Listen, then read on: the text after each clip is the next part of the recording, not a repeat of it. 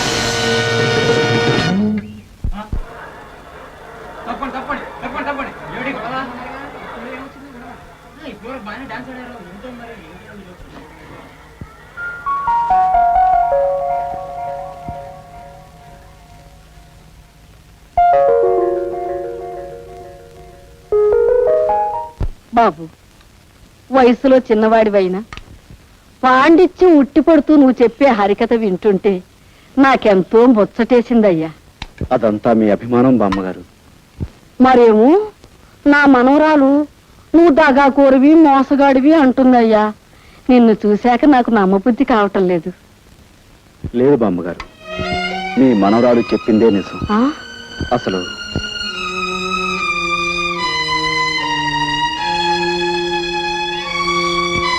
ఆ పరిస్థితుల్లో ఈ విధంగా మారాల్సి వచ్చింది బామ్మగారు.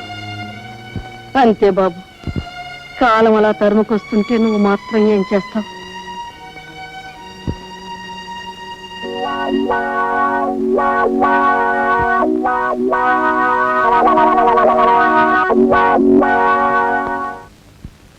భయమే నీ శత్రువు ఓ మనిషి, భయమే నీ మృత్యువు.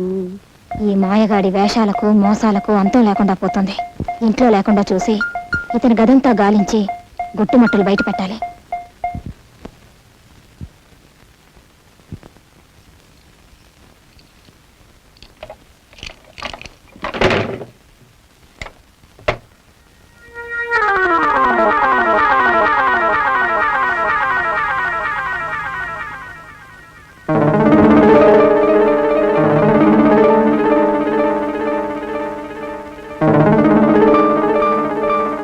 ఒకసారి క్షమించమని అడిగాను, ఇప్పుడు మళ్ళీ అడుగుతున్నాను. మీ డబ్బు కాజేసినందుకు నన్ను క్షమించండి. తీసుకోండి.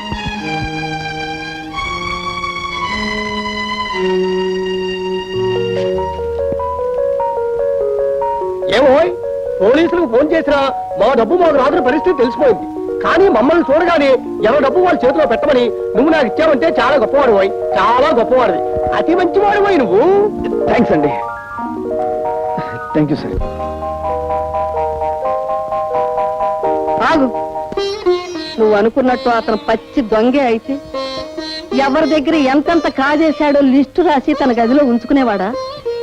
అదే తనకు మంచి రోజులు రాకపోతాయా, ఎవరై వాళ్ళకి ఇచ్చేయలేకపోతామా అనుకున్నాడు. ఈ రోజు దొంగతనంగా నువ్వు ఆ లిస్టు కాస్త కాజేసి వాళ్ళందరినీ ఇక్కడ హాజరుపరిచి గొప్ప పని చేశాను అనుకున్నావు. అదే ఇప్పుడు వాళ్ళందరికీ నీకంటే అతనే గొప్పగా కనిపిస్తున్నాడు. అడు చూడు, అతనేమిటో అతని పరిస్థితి ఏమిటో నీకు తెలిస్తే నువ్వు ఇంతగా అతన్ని ద్వేషించేదానివి కాదమ్మా. అమ్మా, ఏమీ తినకే ఈ నీరసం. మీకే జబ్బు లేదు, ఏ మందులు అక్కర్లేదు. నా మాట విని కాస్త ఎంగిలి పడమ్మా. మంగి, జబ్బు మనిషికి అన్నం పెడుతున్నావా? అది చావాలనే బతకాలనే? పోతకి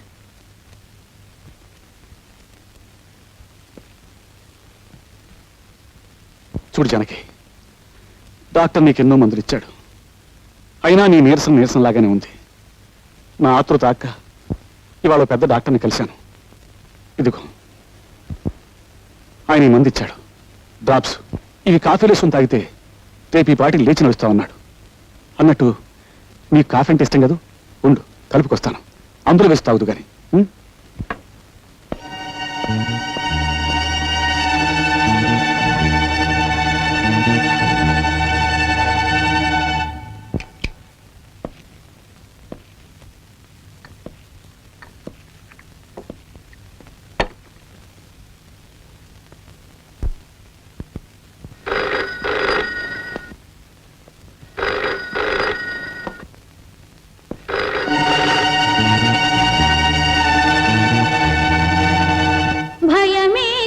శత్రువు ఓ మనిషి, భయమే నీ మృత్యువు.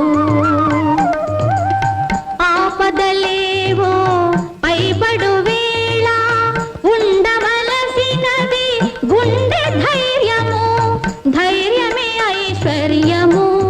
ఓ మనిషి, ధైర్యమే నీ విజయము.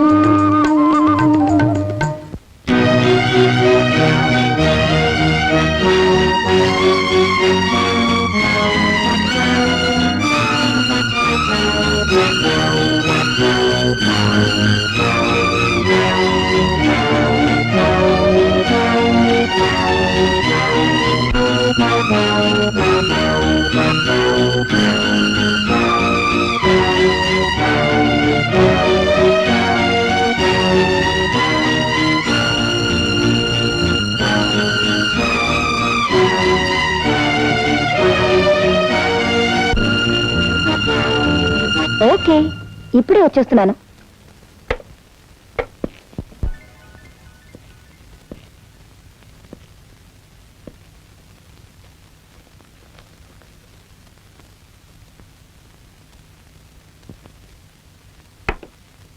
జానకి జానకి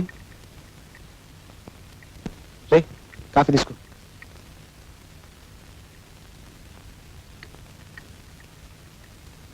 ఉమ్.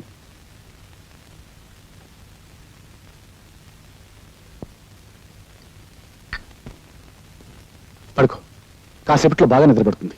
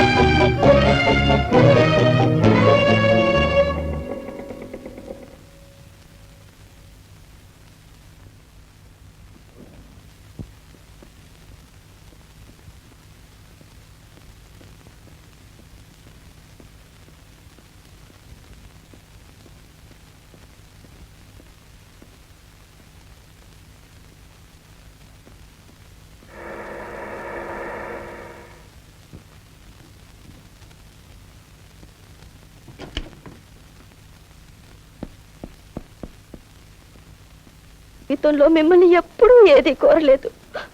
ఈ ఒక్కసారికి అడుగుతున్నాను. ఆ క్లబ్ డాన్సర్ చెంచల వల్లనే ఆయన నాకు దక్కకుండా పోతున్నారు. ఆ పిశాచాన్ని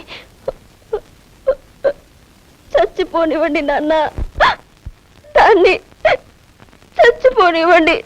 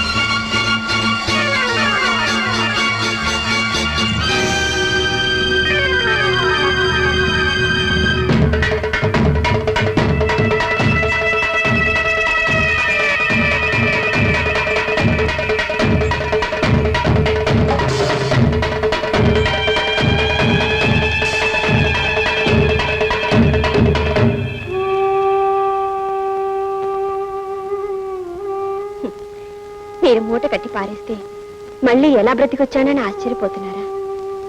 మీరు నన్ను మూటలో పెడితే నేను మీ ప్రియురాల్ని మూటలో పెట్టాను. మీ ప్రియురాలు పారవేదగ్గ మనిషి కాబట్టి పారేసొచ్చారు, అంతే తప్ప మీరే తప్పు చేయలేదు. చేశానని మీరు బాధపడ్డారనుకోండి, అప్పుడు ఆవిడ చచ్చిపోయినట్టు అవుతుంది, మీరే ఆవిడని చంపినట్టు అవుతుంది. అందుకు నేనే ప్రత్యక్ష సాక్షిని. మనం హాయిగా బ్రతకడానికి ఆవిడని మర్చిపోతారు, లేక హత్య చేసినందుకు పరితపించిపోతారు, మీ నిర్ణయానికే వదిలేస్తున్నాను. ఏ బెదిరిస్తున్నావా? బెదిరించడం కాదు, మిమ్మల్ని బాగుపరుచుకుంటున్నాను. కిలుం పట్టిన దేవుడి విగ్రహాన్ని దేవుడిని చూడకుండా మట్టితో తోముతాం. మిమ్మల్ని నా మనిషిగా మిగిల్చుకోవడానికి నేను అలాంటి పని చేస్తున్నాను. రండి భోంచేద్దాం. మీ ప్రియురాలి హత్యకు నేనే ప్రత్యక్ష సాక్షిని. మీ ప్రియురాలి హత్యకు నేనే ప్రత్యక్ష సాక్షిని. నా చెవులు కూడా మీకే పట్టినట్టున్నాయి. మీరు ఇంట్లో భోంచేసి చాలా రోజులైంది, నేను భోంచేసి కూడా చాలా రోజులైంది. కలిసి భోంచేద్దాం రండి. అయితే పద. Satyababu, club dancer Chenchal murder అయిపోయింది. ఆ కేసు విషయంలో దొంగ సాక్ష్యం చెప్పడానికి ఒక మనిషి కావాలి. అదేమిటి సార్, మీ ఇంట్లోనే అన్ని రకాల మాయలు తెలిసిన ఓ మాయగాడు ఉన్నాడని మీరే అన్నారు కదా, వాడికి 4 డబ్బులు కొట్టించేస్తే చెప్తా. అమ్మలింగం, ఈ అమాయకుడు కొంప ముంచేస్తావు. ఇదేమిటి సార్, నా లైన్లోకి మీరు వచ్చారు? నేను నీ భక్తుని కదా, అందుకని. అన్నట్టు నీతో చిన్న పనుండి వచ్చానయ్యా. నా గబుక్కుని సబ్ ఇన్స్పెక్టర్గా ప్రమోషన్ వచ్చింది అనుకో, నువ్వు ఆనందిస్తావా లేదా? తప్పకుండా ఆనందిస్తాను. నాకు ప్రమోషన్ వచ్చినట్టుగానే నీ గబుక్కుని 10,000 రూపాయలు దొరికినాయి అనుకో, సంతోషిస్తావా లేదా? అంత డబ్బు దొరికితే తప్పకుండా సంతోషిస్తాను. అయితే ఇదిగో 10,000.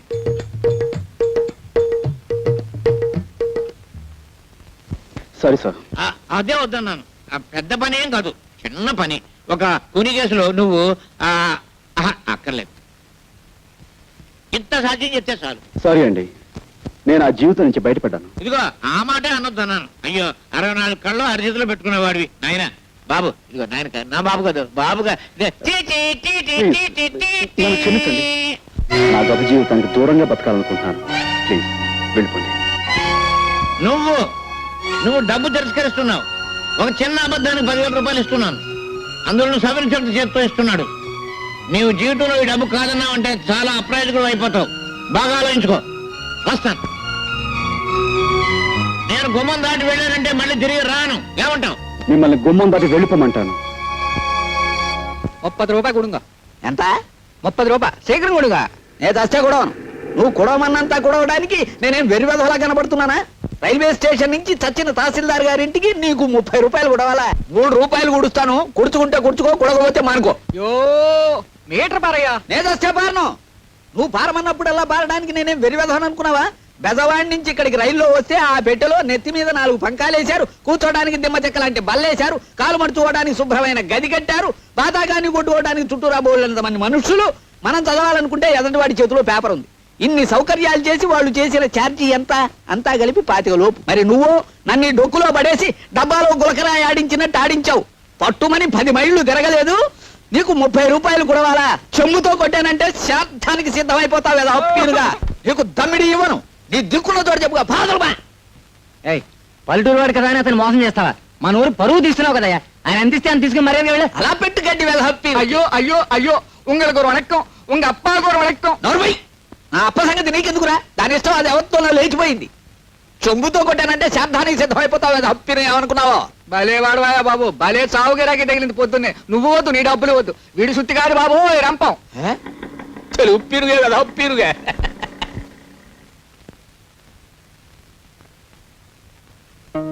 ఎవరు? నువ్వు మా సుబ్రహ్మణ్యం కొడుకు రాజావి కదూ? కులాసాయి రావాలి హప్పిరుగా. నేనేదో ఇలా ఉన్నాను అనుకోండి.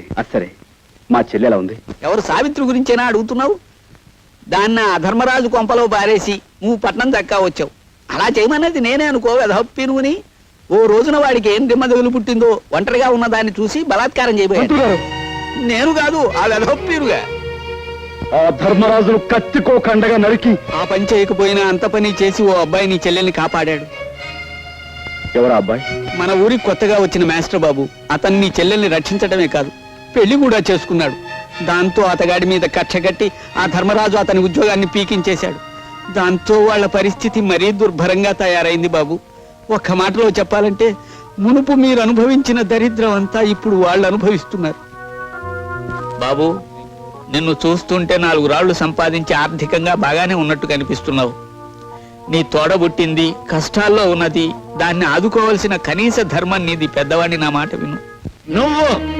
నువ్వు డబ్బు తిరస్కరిస్తున్నావు. ఒక చిన్న అబద్ధానికి 10,000 రూపాయలు ఇస్తున్నాను, అందులో నువ్వు సవరించడం చేత్తో ఇస్తున్నాడు. నీవు జీవితంలో ఈ డబ్బు కాదన్నావు అంటే చాలా అప్రయోజకుడు అయిపోతావు. బాగా ఆలోచించుకో.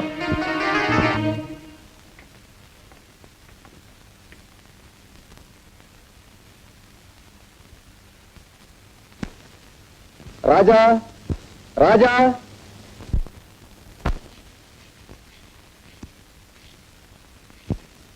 నమస్కారం సార్. ద్రోహి, నువ్వు ఇంకా బతికే ఉన్నావురా? నీ రక్తం కళ్ళ చూస్తాను. నాకు శిక్ష పడ్డా సరే నేను చంపేస్తాను రా. నీ అంతు నిన్ను. Order order. నువ్వు దౌర్జన్యం చేయడానికి కోర్టు అనుకున్నావా, మరి ఏదైనా అనుకున్నావా? సారీ సార్, ఒక ప్రముఖ ప్రఖ్యాత జర్నలిస్ట్ అయ్యుండి కూడా ఇంత ఆవేశంగా మూర్ఖంగా ప్రవర్తించాను అంటే నా మనోవేదన మీకు ఏ విధంగా చెప్పుకోను, ఎలా చెప్పుకోను? స్వర్గస్థురాలైన చెంచల నా అభిమాన నర్తకి, ఆమె అభిమాన సంఘానికి నేను ప్రెసిడెంట్ను కూడాను.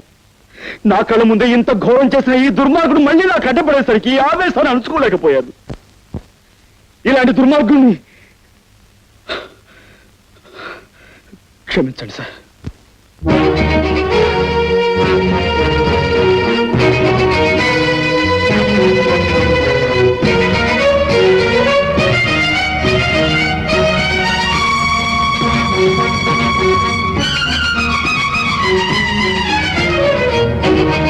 ఒక అమాయకుల్ని నేరస్తుని చేసి కొలుపుతున్నావా? అనుభవిస్తావురా లింగం, అనుభవిస్తావు.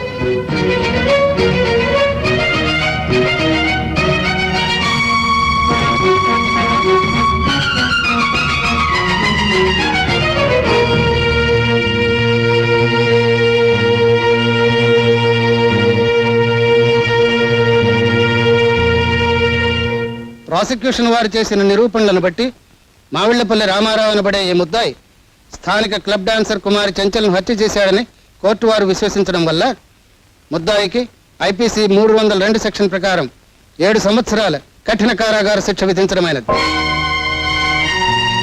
అమ్మ లింగం, ఎంత దారుణాన్ని కొడుకెట్టావు.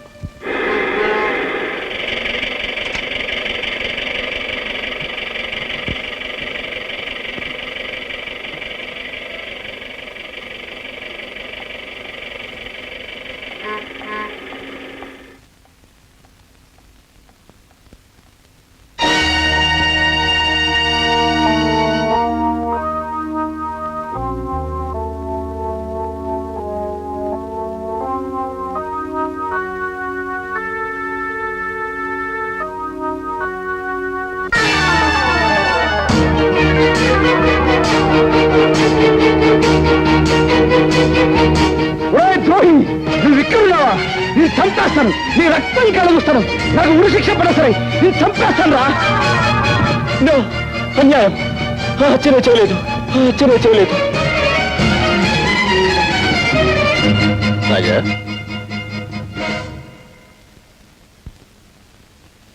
గురుమూర్తి గారు, మా చెల్లెలు ఎక్కడికి వెళ్ళిందో మీకు తెలుసా అండి? ఇదేనా నువ్వు రావటం? అవునండి. అయితే నీకు ఈ సంగతి తెలిసి ఉండదు. ఉద్యోగం కోసమని మీ బావ పట్టణానికి వెళితే అతని మీద ఏదో కూనీ కేసు పడిందట.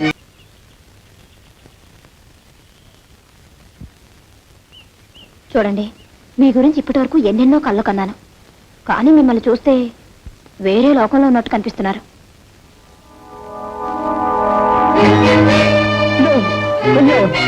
హత్య చేయలేదు, హత్య చేయలేదు, హత్య చేయలేదు.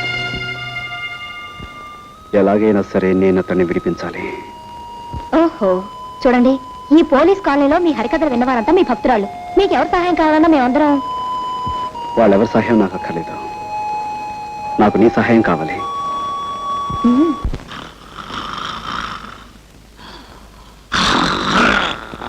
సార్, నమస్కారం సార్. నమస్కారం అండి. ఏమిటి, ఇద్దరు పెళ్లి చేసుకున్నారా? చాలా వింతగా ఉంది. ఇందులో వింతే ఉంది సార్. మీరు ఇచ్చిన 10,000 ఉంది కదా, ఆ 10,000 పెళ్లి చేసుకున్నాం. చేసుకోగానే మొదటి నమస్కారం మీరు చేసుకున్నాను, అక్కడికి వెళ్ళాం. తీరా వస్తే మీరు డ్యూటీ మీద ఇక్కడ ఉన్నారని తెలిసింది. ఇదిగో నేరుగా వచ్చేసాం, ఆశీర్వదించండి. మీ అభిమానానికి చాలా కృతజ్ఞుడు. డాక్టర్ గారు, మనం అడ్మిట్ చేసిన అంత కూడా ఉన్నాడే, వాడిని పోలీసులకు అప్పచెప్పి సాక్ష్యం చెప్పి చట్టాన్ని సహకరించిన ఉత్తముడు ఇతనేనండి. పాపం పెళ్లి కూడా చేసుకున్నాడు. పాపం డాక్టర్ గారు ఆశీర్వచనం పొందవా? పొందు. ఇదిగో చాక్లెట్ డాక్టర్ గారికి ఈ పాపం. Thank you sir. సార్, మీరు పర్మిషన్ ఇస్తే వార్డులో ఉన్న మిగతా పేషెంట్స్ కూడా స్వీట్స్ ఇచ్చి వాళ్ళ దీవెని పొందుతాం. షూర్, తప్పకుండా. మన తాలూగడ్డ అంతే. ప్రొసీడ్.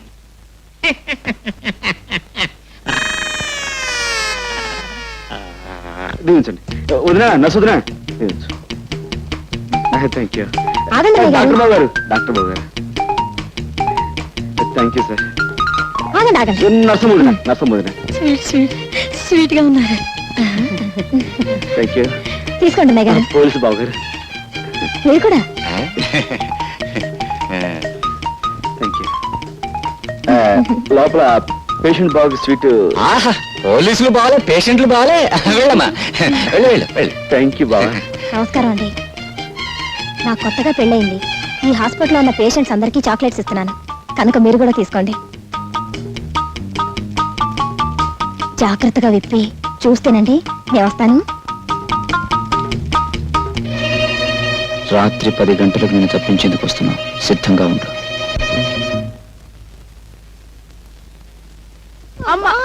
నెమ్మది నెమ్మది కాస్త ఓర్చుకో. పొద్దున్నే కదా పెళ్ళైందన్నాను, అప్పుడే కడిపేమిటి? అదేంటయ్యా దాని మొగుడు ఎవరనుకుంటున్నా గొప్ప పైల్మాను. ఎంత పహిల్వన్ అయితే మాత్రం పొద్దున పెళ్లి చేసుకుని రాత్రి గర్భవంతం అంటే రూల్స్ ఒప్పుకోమా? అదే సంగతే, నువ్వు పొరపాటు పడ్డావయ్యా. ఆ పిల్ల ఈ పిల్ల కమల పిల్లలు. అది మా చిన్నమ్మాయి ఇంట్లోంచి లేచిపోయి ఎవరినో పెళ్లి చేసుకుని మీ అందరికి చాక్లెట్లు పంచిపెట్టింది.